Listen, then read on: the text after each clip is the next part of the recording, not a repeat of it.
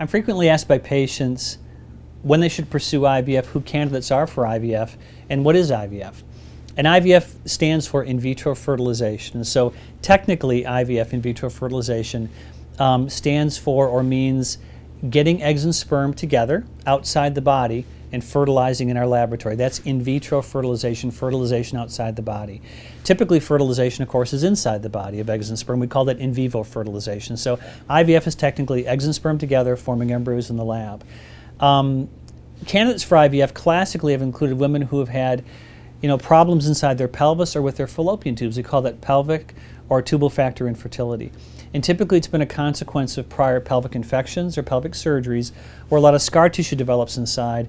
And now with all the scar tissue, it makes it very difficult when a woman releases an egg when she ovulates for the egg to find its way around all that scar tissue and be picked up and captured by the fallopian tube. And so a way to bypass those kind of problems is by stimulating a woman's ovaries and then collecting her eggs, getting eggs and sperm to fertilize together in the lab and forming embryos, and taking those embryos and putting them inside the uterus.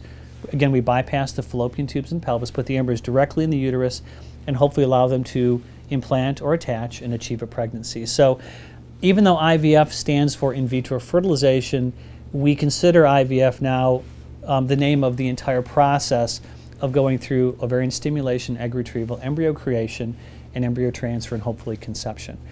Again, so candidates are tubal and pelvic factor. Also, some men have very, very low numbers of sperm. And if sperm numbers aren't great, but they're still reasonable, we can do a technique called intrauterine insemination. But some gentlemen, the sperm numbers are so low, they don't have enough even to do an IUI, and so they have to do IVF, because IVF allows us to take very low concentrations of sperm, put them together with eggs, and form embryos inside the laboratory. Finally, some patients who initially weren't candidates for IVF, but for maybe our more moderate aggressive technologies like ovarian stimulation to make multiple eggs, between 2 and 5 generally, and combine ovulation of several eggs with an insemination. Those kind of procedures only have a certain number of cycles statistically beyond which time they become less effective. And if someone's undergone ovarian stimulation, insemination, and they haven't conceived within usually 3 to 4 cycles, statistically the chances become less. And so those are patients who are candidates for IVF. But I also tell patients that ultimately candidates for IVF are people who have undergone and have been candidates for lesser aggressive treatments, and they haven't been effective within a certain amount of time, then I start recommending IVF. But also patients who have undergone lesser aggressive treatments but know they could still undergo more because statistically it hasn't reached its limit, but they're getting frustrated. Those are also candidates for reasons for thinking about doing in vitro fertilization.